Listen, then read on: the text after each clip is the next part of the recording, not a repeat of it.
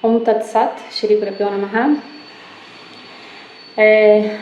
Bom, então, hoje eu vou falar um pouquinho do verso número 66 do capítulo 2 da Bhagavad Gita, que Prabhupada intitulou o resumo do conteúdo do Gita.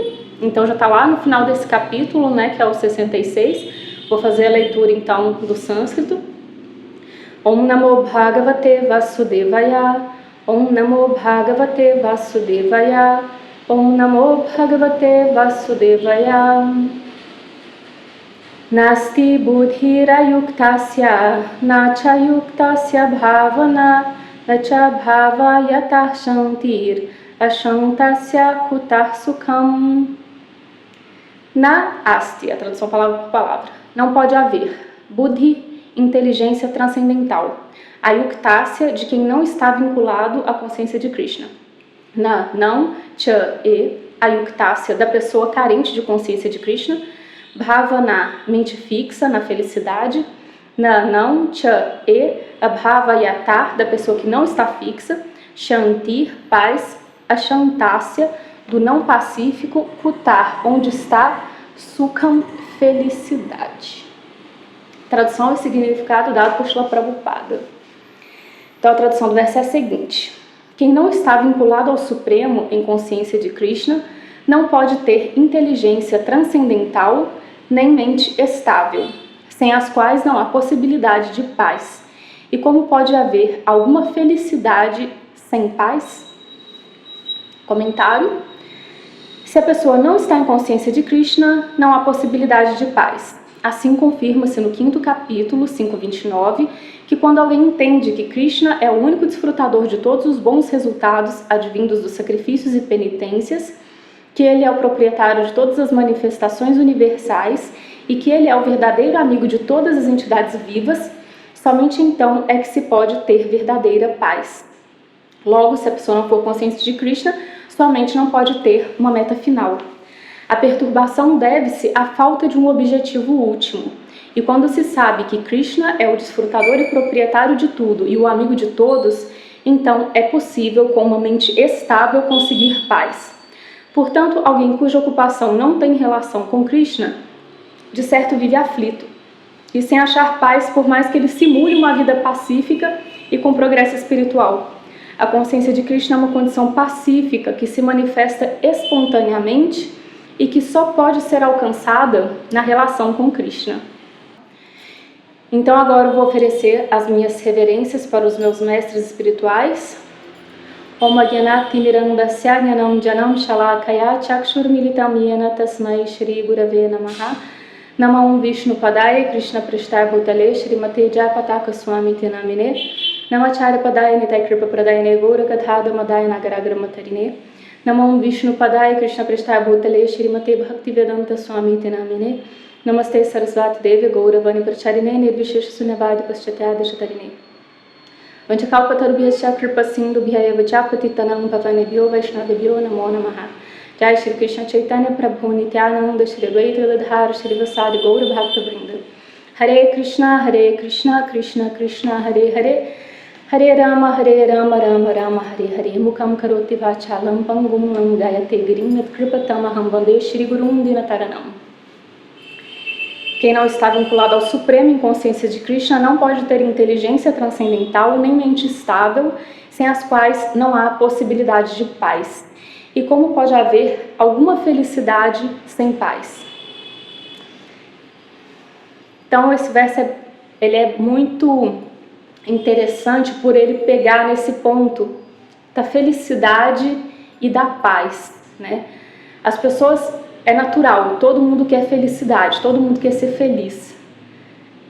É o que está todo mundo buscando. Mesmo quando as pessoas fazem coisas que são erradas ou que às vezes são até autodestrutivas, no final das contas elas só estão de uma maneira errada tentando buscar a felicidade, né? Porque nós somos seres espirituais, então por natureza nós temos Ananda, nós somos feitos de felicidade.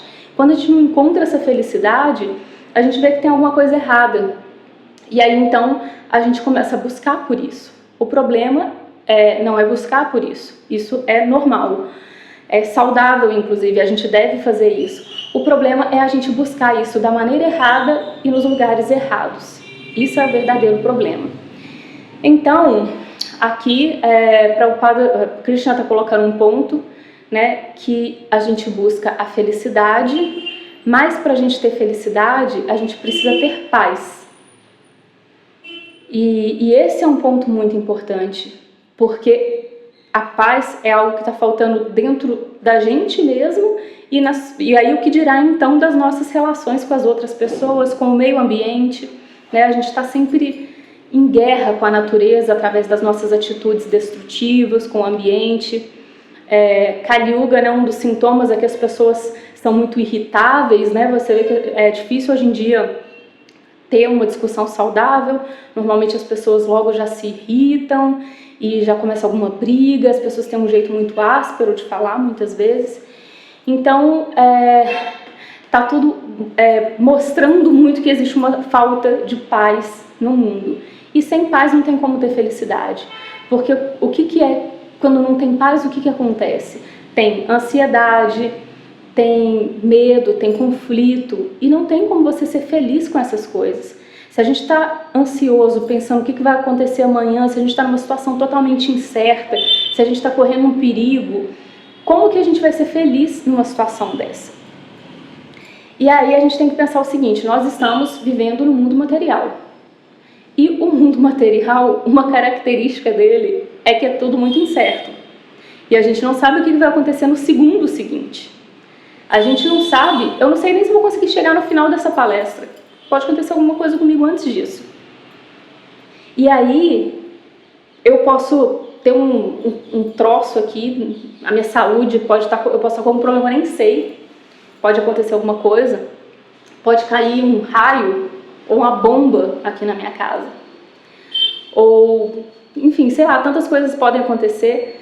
E aí eu posso também perder as pessoas que eu amo, né? Eu tô aqui com a minha família, pode acontecer alguma coisa com um deles lá fora, ou pode acontecer alguma coisa comigo e eu perder essas pessoas para sempre, em um segundo.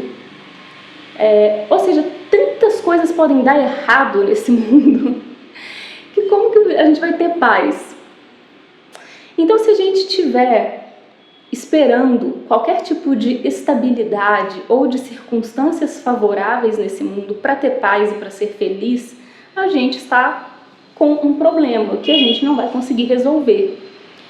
Porque é da natureza desse mundo que as coisas se deteriorem, é da natureza desse mundo que aquilo que está vivo aqui, né, morra, ainda que a alma não morra, o que está manifesto aqui em algum momento vai ficar imanifesto aqui. As relações que a gente estabelece, o trabalho que a gente consegue, a casa que a gente constrói, todas essas coisas é tudo impermanente nesse mundo. E dentro da impermanência sempre vai existir ansiedade do que vai acontecer depois. Então é muito natural que exista essa ansiedade. E quem está saudável pode perder a saúde a qualquer momento, não é garantia. Quem é jovem vai ficar velho. Quem tem uma família pode perder essa família. Quem está numa relação, um relacionamento conjugal, pode perder esse relacionamento. Quem está sozinho em paz pode de repente entrar em uma relação e perder a sua paz, se a onda da pessoa for ficar sozinha. Quem tem um ótimo trabalho pode perder o seu trabalho. Quem tem uma casa pode perder a sua casa. Quem é muito rico, milionário, também pode perder isso. Então não adianta, qualquer coisa na qual a gente possa se refugiar, qualquer coisa dentro do mundo material que a gente possa se refugiar é temporário, e a nossa condição aqui, qualquer que seja ela, também é temporária. Então qual é o segredo do sucesso? Como que a gente vai ser feliz e ter paz no meio de uma situação dessas, que sempre vai ter ansiedade, a não ser que a pessoa seja tão tola a ponto de nem sequer conseguir pensar no futuro, né? Por exemplo, uma criança que ainda não tem muita consciência do que está acontecendo ao seu redor, ela fica ali brincando e ela não está nem sabendo de nada do que está acontecendo. O pai perdeu o emprego, a mãe perdeu o emprego, o tio morreu, ela não está nem sabendo o que está acontecendo, né? Uma criança muito pequena, ela não tem nenhuma preocupação. Mas conforme a gente vai amadurecendo e quando a gente também vai ficando responsável por certas coisas, a gente não vive numa condição como essa, né? A gente tem consciência das coisas que estão acontecendo ao nosso redor. Então, numa situação dessa, como que a gente vai ficar em paz sabendo de toda a instabilidade desse mundo? Então, como eu disse, o segredo é, se a gente está se refugiando ou dependendo de qualquer circunstância externa para ter felicidade ou paz, a gente está acabado nesse mundo. Porque a gente não vai encontrar uma situação como essa, né? De estabilidade, de tranquilidade, porque nem que seja que tudo fique lindo, quando a gente morrer isso vai se acabar. Então, o que nos ajuda a ter essa informação? Que, conforme as escrituras dizem e os nossos mestres espirituais informam, existe algo além da realidade material. Toda essa inconstância, essa instabilidade, essa insegurança do mundo material, ela é muito estranha para a gente, porque nós somos almas e nós somos eternos. Então, a nossa onda é outra, não tem a ver com isso, com essa estabilidade, com essa impermanência, porque nós somos eternos. É por isso que a gente não se dá bem com essa situação e quer buscar sempre um sentimento de felicidade, de conhecimento, de eternidade, que são os elementos dos quais a alma é feita. Então, o segredo do sucesso é a gente entender aonde a gente tem que se refugiar, aonde a gente tem que buscar essa felicidade e como lidar com essa situação complicada na qual a gente está estando dentro do mundo material. A solução é simplesmente não ligar para nada? Não exatamente, porque isso não vai resolver o nosso problema. Na verdade, é o contrário. É a gente ficar muito consciente de tudo aquilo que a gente puder. Especialmente naquilo que diz respeito a gente mesmo, as nossas próprias ações. Então, é claro que quanto mais favoráveis forem as situações externas, né, mais tranquilo a gente pode ficar num certo ponto. E é claro que todo mundo quer estar numa situação melhor e não numa situação pior, isso é óbvio. Mas, muitas vezes, a gente age contra o nosso próprio benefício. Então, por isso que é muito importante a gente entender o que realmente é bom pra gente e o que não é. E é por isso que a gente tem as escrituras, é por isso que a gente tem várias linhas filosóficas que podem explicar essas verdades das escrituras pra gente. Então, a primeira coisa é a gente entender que, seja lá qual for a circunstância externa na qual a gente se encontra, a gente está nessa situação por causa de uma reação às nossas próprias ações. Esse sentimento de responsabilidade própria é extremamente importante, porque é só através dele que a gente consegue mudar as nossas atitudes e assim mudar as nossas circunstâncias e assim mudar o nosso destino, né? Então, a primeira coisa é essa, a gente se conscientizar da nossa responsabilidade sobre as nossas próprias situações para que a gente possa ir progredindo, né? E aí sim a gente vai se aproximando cada vez mais dessa paz e tudo. Por que eu estou começando por aí? Porque às vezes a gente quer chegar num ponto já muito transcendental demais e a gente acaba atropelando um monte de coisas. E aí é interessante que o Prabhupada ele coloca uma coisa muito legal aqui no significado, que ele fala que alguém cuja ocupação não tem relação com Krishna, de certo vive aflita e sem achar paz, por mais que essa pessoa simule uma vida pacífica e com progresso espiritual. E o que acontece é que muitas vezes a gente vê as pessoas tentando ter essa vida pacífica, tentando ter um progresso espiritual, mas você vê que não existe ainda aquela paz, aquela felicidade, e que às vezes a pessoa ainda está muito, muito longe disso. Essa pessoa pode ser inclusive a gente, estou falando essa pessoa porque é genérico, mas assim, a gente mesmo pode se ver nessa situação, né? Então, o que acontece é que muitas vezes a pessoa pode até simular um progresso espiritual, no qual ela se ocupa em várias atividades, ela fala sobre Krishna, ela vai ler os passatempos de Krishna, ela vai cantar para Krishna. Porém, para que um remédio, por mais eficaz que seja o remédio, para que ele tenha um efeito pleno, é preciso que a pessoa tome aquele remédio de uma maneira adequada, né? Então, o fato da pessoa não tomar o remédio de uma maneira adequada não quer dizer que o remédio seja menos eficaz. Pelo contrário, quer dizer que o remédio ele é eficaz, ele é científico, ele é comprovado e quem tome de tal e tal maneira vai ter um resultado para aquilo. Muitas vezes o que a gente faz é que a gente faz o famoso banho do elefante, né? A gente vai lá, se limpa, e depois se suja, e não quer dizer que o nosso banho não está dando certo, o problema é que a gente está fazendo depois, né? E muitas vezes isso também acontece no caminho espiritual. Então, essa relação com Krishna não quer dizer simplesmente falar, cantar sobre Krishna e tudo. Essas coisas, elas são transcendentais, elas sempre vão atuar, elas sempre vão funcionar de alguma maneira, elas estão completamente além de qualquer coisa material, porém, até mesmo por serem superiores a todas as coisas materiais, elas têm um efeito sobre as coisas materiais também, que são menores do que ela, que são subjugadas a ela, né? Todas as coisas que são satisfeitas por um grande oceano podem ser satisfeitas por todas as coisas que são satisfeitas por um pequeno poço podem ser satisfeitas por um grande oceano. Então, se você tem uma coisa que é maior ainda, que é superior, ela também vai ter que dar conta daquilo que é menor, enquanto que aquilo que é menor nem sempre vai dar conta daquilo que é maior. O que eu quero dizer com isso? Se uma pessoa faz um processo para se compreender, para tentar se tornar uma pessoa boa e tudo, ela pode atingir isso ou não. Porém, uma pessoa que realmente está no caminho da consciência de Krishna, automaticamente ela vai atingir essas outras buscas que esses outros processos podem dar, de autoconhecimento, de trabalho sobre si, né? Enquanto que as outras coisas de trabalho sobre si não necessariamente porque estão no nível material, né? Eu tô falando das coisas que estão no nível material.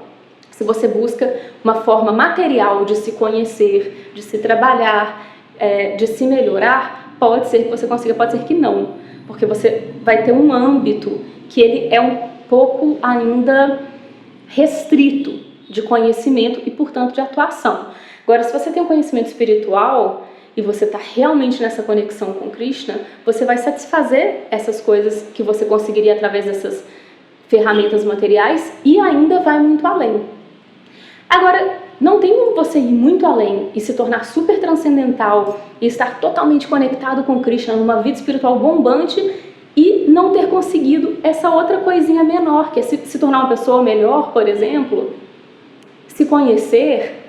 Então, às vezes, quando a gente tenta dar um salto muito grande, um passo maior do que as pernas, a gente pode não conseguir. Então, o que acontece é que por mais que esse processo espiritual ele seja maior, ele seja superior e, portanto, ele dê conta de tudo em si mesmo, ele também tem uma série de processos dentro dele. E é por isso que, por exemplo, quando Prabhupada trouxe o movimento para o Ocidente, ele focou muito em vários aspectos da filosofia e de comportamento e de várias coisas que ele ensinou para os devotos, e ele sempre criticou, por exemplo, a pessoa querer pular direto para os passatempos íntimos de Radha e Krishna. Por quê? Nossa, mas no Bhagavatam está escrito que se você ler sobre esses passatempos íntimos de Radha e Krishna, você se purifica de toda luxúria e isso é bom e tal. Mas por que Prabhupada então não falou assim, gente, não preocupa com nada, vamos só ficar falando dos passatempos íntimos de Krishna? Esses passatempos não são muito superiores, não no sentido de serem melhores do que outros passatempos, mas no sentido de serem coisas muito grandiosas, muito poderosas, ferramentas muito poderosas para a nossa evolução espiritual, assuntos elevados e tudo mais? Sim. Mas é a mesma coisa se você vai direto para uma faculdade sem ter sequer aprendido a ler e a escrever. Quanto você vai conseguir tocar disso? Quanto você vai conseguir entender disso? Então, muitas vezes, a gente quer já pular para essa transcendência, mas o processo da consciência de Krishna, ele é um processo, como o próprio nome diz. Então, ele tem também fases. ele tem etapas e a gente precisa entender e passar por essas etapas, né? E nas etapas iniciais, né, por isso que Prabhupada focou em outras coisas antes de somente focar em passatempos íntimos de Krishna, por exemplo, né, como eu falei. Bom, voltando um pouquinho no que eu estava falando, antes de mais nada, a gente tem que entender, então, as nossas próprias responsabilidades. Isso daí é o iniciozinho da escola. A gente quer chegar lá na faculdade dos passatempos íntimos de Krishna e tudo, mas a gente sabe que a gente tem que passar por um processo antes. Então a gente vai começar lá no jardim de infância. Eu, como professora, posso dizer assim para vocês, com certeza absoluta, que os alunos que começam querendo já estar lá na frente são os que não aprendem. Fica anos e quase não sai do lugar, ou às vezes não sai do lugar. E os alunos que se submetem à pedagogia, ao processo, às instruções, esses alunos, às vezes, pode parecer que eles não estão avançando tão rápido, mas no final das contas, quando a gente olhar para a trajetória, quando passou 5, 6, 7, 10 anos, você vai ver aquele aluno que já estava querendo ir lá na frente, está quase no mesmo lugar, e esse outro aluno já está lá na frente. Então isso até materialmente falando é fácil da gente observar. O que dirá, então, né, desse processo que é tão sério, né, que é a coisa mais séria que tem, né, que é o nosso progresso espiritual. Então, a primeira coisa que a gente tem que pensar, como eu estava falando, é da nossa responsabilidade sobre a nossa situação, né? A partir do momento em que a gente aceita essa nossa responsabilidade, a gente pode começar a mudar alguma coisa, né? Eu tenho também essa experiência, tanto como professora, como quem tem filho ou irmão pequeno, quem convive com criança ou com pessoas imaturas, que também às vezes é o caso, de quem é professor, às vezes, e tudo, passa um pouco por isso, né? Você vê que algumas pessoas, elas não assumem a responsabilidade, por exemplo, sobre o aprendizado delas. Então, elas vão sempre culpar a outra pessoa, culpa o professor, culpa a turma, culpa qualquer um por ela não estar avançando. Ou a criança, né? Eu não estou dando conta de fazer isso porque você não deixa. Eu não estou feliz porque você não deixa eu brincar o quanto que eu quero, né? E ela não entende. Então, por exemplo, uma criança que tem que estudar, ela não estuda para a prova, ela fica só brincando. E aí, por causa disso, aquele tempo que ela tinha de brincar é retirado dela para que ela estude para a prova de recuperação. Exemplo. Então, o que acontece? A criança que não tem esse entendimento ainda, essa maturidade, ela vai culpar o pai, ela vai culpar a mãe, ela vai culpar os professores, ela vai culpar a escola, ela vai culpar tudo aquilo que está ao redor dela pela infelicidade dela. Tá vendo? Eu poderia brincar e estar feliz, mas eu não posso, porque essas pessoas estão me fazendo estudar. A criança que já está desenvolvendo uma maturidade, o que ela vai pensar? Eu pisei na bola. Se eu tivesse estudado, aquelas vezes todas que eu fiz a opção de fingir que estava estudando, mas na verdade eu estava brincando, ou que eu não estava prestando atenção, que eu estava só enrolando na frente do livro para fingir que estava estudando, estava com a mente em outra coisa, agora eu me dei mal, estou tendo resultado disso. Eu não quero nunca mais passar por isso. Então, pensando no próprio desfrute dela que seja, de brincar, não precisa nem ser porque ela está pensando, nossa, porque é importante eu ir na escola e ter uma profissão, nem é isso que ela está pensando às vezes. Pode ainda estar num nível mais basiquinho de entendimento e de interesses, que é pensar simplesmente no seu próprio desfrute imediato ali, de que ela gosta mesmo de brincar e pronto, não entende para que precisa estudar. Mas ainda assim, se ela tiver um pouquinho de inteligência, de maturidade, ela vai pensar, por que eu fiz isso? Eu nunca mais vou fazer isso. E na próxima vez que ela tiver a oportunidade de brincar e me enrolar, ela vai pensar 2 vezes. Então, da mesma maneira, nós somos colocados em uma série de situações na nossa vida por nós mesmos, pelas nossas próprias atitudes. E enquanto a criança culpar os pais, os professores, ou enquanto o aluno culpar o professor, a escola, a instituição, seja o que for, enfim, enquanto as pessoas continuarem culpando as outras, as circunstâncias, ou Deus, ou o destino, ou seja lá o que for, ela não vai mudar de atitude, ela não vai ter a força suficiente, porque ela não vai ter entendimento de por que ela precisa mudar de atitude. E aí, ela nunca vai ser feliz, porque ela nunca vai ter paz. Porque quando a pessoa é assim, ela cria distúrbio para si mesma e para os outros, ela cria distúrbio ao seu redor. E aí não tem como ela ter paz, não tem como ela ser feliz. Então, por isso que eu estava dizendo que o primeiro passo é a pessoa assumir a responsabilidade pelas circunstâncias da sua vida e entender quais são as ações que levam ela a ter problemas. Né? Algumas a gente não vai nem saber, porque algumas podem ser de vidas passadas. Mas se a gente fizer um pouquinho de autoanálise, a gente vai entender o que é bom e o que é ruim na gente também. Né? Então, esse é o primeiro ponto. Quando a gente tem atitudes que não são boas, que não são favoráveis, mesmo que a gente possa fingir para a gente mesmo que é, ou mesmo que a sociedade aceite aquilo, a gente vai ter de qualquer maneira uma reação que é desfavorável, que é negativa. Não tem jeito, não vai ter como fugir disso. Né? A lei dos seres humanos muitas vezes falha, mas essa lei divina não falha. Então, cedo ou tarde, a pessoa vai colher aquilo. E aí, como que a pessoa vai saber, então, como que ela deve agir? Bom, para isso a gente tem as escrituras, a gente tem os mestres espirituais, a gente conta com essa ajuda. E quanto menos conhecimento, se a gente parar e analisar as bobagens que a gente fez na vida, quanto menos capacidade a gente tem de fazer boas escolhas, mais a gente precisa recorrer a essas fontes de conhecimento, a pessoas que consigam aplicar esse conhecimento. Por quê? Dentro da sociedade humana, mesmo esse sistema de Varnashrama, que foi criado pelo próprio Krishna, dessas diferentes classes de pessoas, que não tem a ver com o nascimento, mas com qualificação, com a natureza de cada um.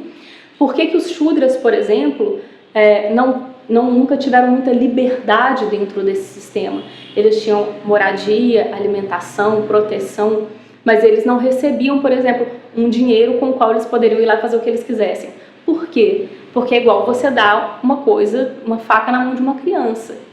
Se a pessoa não sabe o que fazer com aquilo, ela vai se prejudicar e pode prejudicar os outros também, que também vai gerar alguma coisa ruim para ela mesma. Então, quanto menos a gente tem essa inteligência, e a gente pode perceber isso, mesmo que a gente se ache muito inteligente, se a gente andou fazendo escolhas muito terríveis na vida, isso é um indicativo de que talvez a gente não seja tão esperto quanto a gente imaginava. E que é bom a gente começar a pedir mais seriamente conselho das pessoas que estão em modos da natureza mais elevados, porque nesses modos da natureza mais elevados a pessoa consegue ter uma clareza melhor das coisas, ela consegue ter mais visão e, portanto, ela consegue fazer escolhas melhores. Porém, seja lá qual for a situação, em qual classe você se situa, em qual modo da natureza você se situa, ainda assim, você sempre pode fazer as suas escolhas, você sempre vai ter livre-arbítrio. Inclusive, essa é uma grande diferença entre seres humanos e animais. Os animais, a gente sabe que eles não estão gerando karma, eles estão gastando, passando coisas que eles tinham que passar pelas suas atividades anteriores, né? Mas eles não têm muito livre-arbítrio no sentido de que eles agem de uma maneira totalmente instintiva, de acordo com a natureza daquele corpo animal específico no qual ele nasceu. Então, normalmente, você não vai ver um animal filosofando, por exemplo, perguntando de onde ele veio, para que ele existe, para onde ele vai, porque isso não é da natureza do animal. Ele vai simplesmente resolver os problemas ali que ele tem que resolver na vida prática dele e não vai ficar com muita filosofia. Então, ele vai seguindo meio que essas regrinhas desse corpo dele, dessa natureza dele, de uma maneira bastante previsível, com muito pouco, o livre-arbítrio, ele não entra em questão, porque ele não tem a consciência necessária para utilizar o livre-arbítrio. Então ele está simplesmente gastando alguma reação ali, aquele corpo que é uma reação de ações passadas. Então, por isso que é um corpo no qual você só gasta karma, você não cria karma, né? Ao contrário do corpo do ser humano, exatamente por essa diferença, porque o ser humano ele tem livre-arbítrio, ele tem consciência. Se ele estiver em Sattva Guna, no modo da bondade, ele tem mais consciência. e ele tem mais capacidade de utilizar o livre-arbítrio dele. O menu de opções dele aumenta. Se ele está em Raja Guna, no modo da paixão, já é menos. Por quê? Porque ele está muito mais condicionado pelas situações externas. Ele não consegue ter tanta clareza. Ele se afeta muito mais por aquilo que acontece com ele e por aquilo que não acontece. Por aquilo que ele quer e não consegue. Ou por aquilo que ele consegue. As influências externas são muito fortes. Já em Tamaguna, é pior ainda, a pessoa está com a mente mais encoberta ainda, então só vai piorando. Mas em Sattva-guna, que é o modo da bondade, a pessoa tem mais clareza. O que é clareza? É quando você ter clareza na sua visão, é quando você consegue se distanciar da coisa e ver a coisa, né? Então eu tenho aqui um pendrive. Se eu pego esse pendrive e coloco ele aqui, eu não consigo ler absolutamente nada do que está escrito, mal consigo ver que é um pendrive. Agora, quando eu me distancio dele, como a minha visão não é lá, essas coisas, eu também não consigo ler muita coisa, que tá bem pequena. Mas está escrito aqui, ó, tem um número, tem letras S, D, C, Z, 5, 0, tracinho, 0, 1, 6, G. Consegui ler. Se estiver aqui, eu não consigo. Então, se a gente consegue se distanciar um pouco da situação, ou, por exemplo, a gente está vendo um filme. Se você vê a trama do filme, você entende aquela personagem, aí o fulano foi lá e fez uma coisa, e a menina não tá nem sabendo, mas a gente que tá vendo de longe a história, a gente sabe o que tá acontecendo. A gente sabe da armação que tá rolando, mas a pessoa inocente, coitada, não sabe. Ela vai, abre a porta pro cara, a gente, não abre a porta. Porque a gente tem a gente não tá dentro da história, a gente consegue ver ela por fora com mais clareza. E a pessoa desesperada pode pegar uma faca para se defender, mas ela tá tão desesperada que ela derruba no chão, aí ela tropeça no chão, aí o cara agarra o pé dela. Essas coisas todas acontecem. Já a gente, por mais que a gente possa, de alguma maneira, ser afetado pela situação, porque a gente está vendo o filme e a gente se envolve um pouco, mas a gente tem distanciamento também. Então, a gente não vai ficar desesperado, deixar as coisas caírem no chão, sair para tomar água e tropeçar, porque a não ser que a gente seja meio louco. Mas se a gente tem clareza das coisas, a gente entende qual é a nossa posição, a gente não vai se misturar tanto assim. Então, a gente tem essa visão, e aí na nossa própria vida é importante a gente ter esse distanciamento também, a gente ter essa visão, porque senão a gente entra naquilo que eu falei. A gente vai começar a pensar de todas as coisas que estão nessa situação que nós estamos. Se a gente parar para pensar nessa situação, a gente vai ficar desesperado, porque realmente é tudo instável. Então, para que serve a gente parar para pensar nessa situação? Só se for para a gente tomar uma atitude para sair dessa situação, porque senão vai ficar só na lamentação, vai ficar na especulação mental, vai ficar só gastando energia e só se identificando mais com as situações. Não vai ajudar em nada, não vai levar a lugar nenhum, só vai piorar as coisas. Então a gente primeiro tem que entender a nossa responsabilidade nas nossas situações, e aí a gente tem que entender o seguinte, que situações externas vão mudar, e como a gente vai agir é que vai fazer a diferença. E aí a gente tem que entender que se a gente não tem valores, se a gente não tem princípios, vai ser muito difícil a gente tomar a atitude certa na hora que as situações se apresentarem pra gente, porque teoricamente quase todo mundo, pelo menos, quer ser bom, quer ser piedoso, quer ser caridoso, quer ser legal, quer ser compassivo, todo mundo quer ser isso. Ninguém acha legal não ser legal, né? Quer dizer, ninguém em sã consciência, pelo menos. Então, a gente tem esses valores. Eu até gravei há pouco tempo uma aula do Mahabharata, que eu estava falando sobre Duryodhana, né? Que quando ele vê toda hora Bhishma falando que não tem como vencer a batalha de Kurukshetra por causa de Krishna estar do outro lado, e aí ele vê um dia, ele é capturado, assim, de certa forma, ele quase morre na mão de Bhima, e ele vê Bhishma vindo e matando todo mundo sozinho para defender ele vê o quanto Bhishma é poderoso, e ele fala assim, gente, como que nós não ganhamos essa batalha até agora, com um guerreiro como o Bhishma do nosso lado? E aí ele fala, por que Bhishma? E aí Bhishma fala, porque Krishna está do outro lado. E ele fala, mas você sempre fala isso, mas e aí? Me fala direito de Krishna, o que é que pega? E aí Bhishma começa a glorificar Krishna. e fala que Krishna é Bhagavan, é a pessoa suprema. E Duryodhana vai dormir muito pensativo. E aí ele fica assim, cara, mas se Deus viesse no mundo, ele não ia vir para aniquilar pessoas como eu, que são bondosas, que são caridosas, que são inteligentes, têm várias boas qualificações. As pessoas é que não me entendem. Muitas pessoas não me entendem. Eu também tenho as que me entendem, que são os meus amigos. Mas tem muita gente que não me entende. Agora, Deus, ele ia saber que eu sou bom de verdade. É isso que ele pensa. E aí, no final das contas, tem a parte que eu mais gosto, que Duryodhana, ele fala, bom, mas e se ele for Deus mesmo?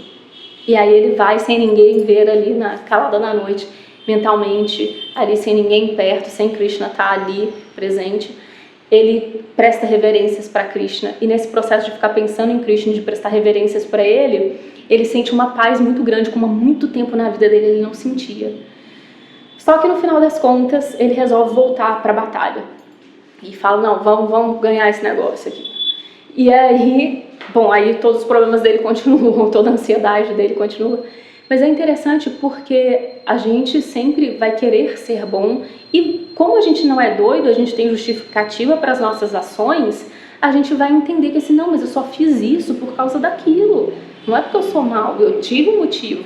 É lógico, todo mundo tem um motivo para fazer as coisas, mas nem por isso deveria ter feito, né? E aí a gente vê, por exemplo, que aí tem a ver com o que eu estava falando no início, de às vezes a pessoa achar que está super engajada no processo espiritual e já está só ali falando dos passatempos de Krishna e tal, mas ainda não trabalhou a base, né? Que é o que acontece com o Duryodhana ali. Ele presta reverências para Krishna, mas ele não reverencia, ele não se submete às instruções de Krishna. E aí ele não consegue ter paz. Então, quando a gente tem uma noção de qual é o nosso objetivo final, aí a coisa muda. Porque aí a gente começa a fazer todo o resto em prol desse objetivo. O grande problema é que muitas vezes a gente está achando que o nosso objetivo de vida é ser feliz nesse mundo. É desfrutar, é ficar bem. E não é bem assim. O nosso objetivo nesse mundo é se purificar. Ah, quer dizer que eu vou ter que sofrer pra caramba? Você vai ter que sofrer pra caramba de qualquer jeito nesse mundo, muito provavelmente. Mas o sofrimento por si só também não quer dizer muita coisa. Krishna, inclusive, condena certos tipos de austeridade, né, que colocam o corpo em sofrimento e tudo que não está de acordo com as regulações das escrituras, etc. Então a ideia não é que a gente vai ser péssimo, todo mundo deprimido, não é isso. Mas também não é que vai ser, vamos lá. Então o objetivo, a utilidade ao princípio, Prabhupada falava, o nosso objetivo tem que estar muito claro e todo o resto tem que se conformar a esse objetivo. É a mesma coisa, você está fazendo um bolo, você tem uma forma, quando você coloca a massa lá, a massa vai tomar a forma da forma. Então, se a gente tem também isso que a gente quer, que é a nossa forma, que é Krishna Prema, que é, seja lá o que for, né? Pode ser que alguém seja liberação, outra coisa desse tipo, a gente vai moldando todas as coisas de acordo com isso. E aí, como que a gente vai moldar isso? Através de valores que a gente tem que desenvolver para a gente não dar uma de Duryodhana, que conhece Krishna, no caso dele, ele estava presente diante de Krishna, até chega a prestar reverência para Krishna, mas não se submete às instruções de Krishna. Porque ele não tem valores fortes o suficiente para que ele consiga mudar a atitude dele. E ele não está claro quanto ao objetivo final da vida. Ele está se preocupando com o que está aqui. Ou seja, ele está muito afetado pelas circunstâncias imediatas que estão ao redor dele. Então ele não consegue ver lá na frente, ele está querendo resolver só o que está aqui. E aí é isso, aí ele vai mudando ali e vai agindo de acordo com o interesse imediato dele, sem perceber que ele está criando mais e mais problema para ele. E é muitas vezes isso que a gente faz também. Então, quando a gente se responsabiliza pela nossa situação, quando a gente estabelece o nosso objetivo, e aí quando a gente vai estabelecendo os nossos valores, e primeiro tudo passa pelo prisma desse valor antes da gente agir, porque a gente tem um objetivo em mente, tudo que a gente fizer vai ser com relação a esse objetivo, como o Prabhupada falou aqui, que tudo tem que estar com relação a Krishna, porque senão a pessoa vai viver aflita, aí a gente consegue colocar as coisas no lugar certo. né? Então, quanto mais a gente se envolve só com essas situações imediatas, e às vezes a gente fica viciado até mesmo em sentir demais as coisas do mundo que estão ao nosso redor, né? Em participar demais nesse sentido de estar envolvido, não de agir, porque Krishna fala o tempo todo para agir, mas quando a gente fica preocupado demais só com a situação imediata e pensando só nisso, fica muito difícil da gente ser feliz ou da gente ter paz. Então a gente tem que desenvolver essa visão transcendental, tem que conseguir ver além. E isso através das escrituras, através do conselho das pessoas sábias, dos santos, dos sadhus, através do conselho do mestre espiritual, dos devotos que já estão avançados. Através disso tudo a gente vai conseguindo alinhar quais são os nossos verdadeiros interesses, né? Que tem que ser um interesse de acordo com o objetivo último e não com as pequenas coisas. Então por isso que Krishna fala para Arjuna, não interessa se vai ganhar, se vai perder a batalha, simplesmente faz o que você tem que fazer e não é de qualquer jeito não, faz com entusiasmo, simplesmente pelo cumprimento do seu dever. Não fica se deixando afetar por toda a situação que está ao seu redor, né? Bhishma aconteceu a mesma coisa também, porque ele ainda era o contrário, ele sabia o resultado da batalha, ele sabia que ele ia perder a batalha, e ainda assim ele lutou com todas as suas forças, e olha que ele nem queria também, ele não queria lutar daquele lado que ele estava, mas ele sabia que era o dever dele, ele foi lá e cumpriu. Mas quando a gente começa a se deixar afetar demais pelas coisas que estão ao nosso redor, a gente se reduz a um ser que nós não somos, né? Porque a gente perde essa noção de que nós somos almas eternas e que no final das contas a gente não tem tanta coisa a ver com o que está acontecendo aqui. Então, quando a gente consegue estabelecer a nossa responsabilidade plena sobre qualquer situação que a gente esteja vivendo, os valores que vão fazer com que a gente tome as atitudes corretas para gerar melhores situações para a gente, aí também a nossa mente vai ficando cada vez mais treinada pela inteligência de conseguir, a mente vai se tornando nossa amiga, né? Igual o Krishna fala na Bhagavad Gita, que pode ser nossa amiga ou nossa inimiga, e ela é muito boa nas duas coisas, então ela vai ser uma ótima inimiga, ela vai acabar com você, ou ela pode ser uma ótima amiga também, né? Então, quando a gente vai seguindo esses passos, vamos dizer assim, aí a gente vai chegando nessa paz, aí a gente vai chegando nessa felicidade, porque aí a gente vai se aproximando cada vez mais do nosso objetivo. Então, a gente vê, né, a gente está numa situação bem estranha para o mundo e tem pessoas que estão simplesmente enlouquecendo, se desesperando com a situação, são extremamente afetadas pelas circunstâncias externas. Eu não posso sair de casa, eu não posso ir para festa, eu não posso... Né? Tem gente que enlouquece com essas coisas. Ou seja, a pessoa está muito limitada, a mente dela é muito limitada, ela não consegue entender o que está acontecendo, né? E isso acontece, né, em várias situações.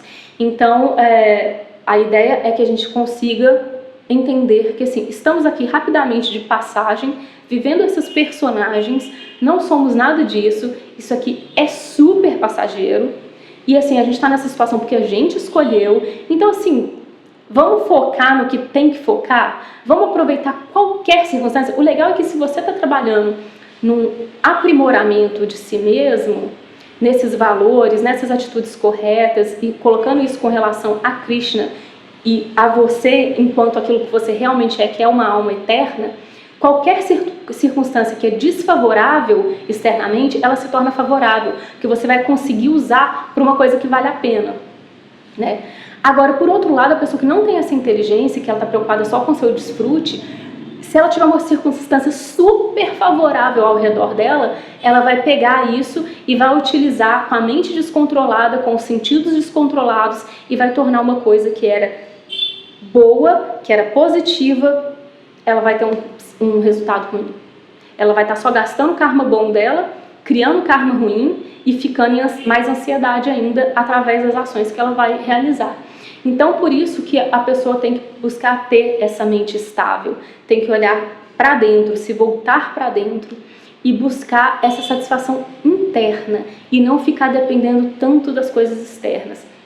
Se a gente está muito desesperado com situações externas, é porque os nossos sentidos estão enlouquecidos por aí e a gente não está fazendo aquilo que Krishna fala, que é a tartaruga, né? Quando não está bom, ela recolhe os seus sentidos, ela vai para dentro, né?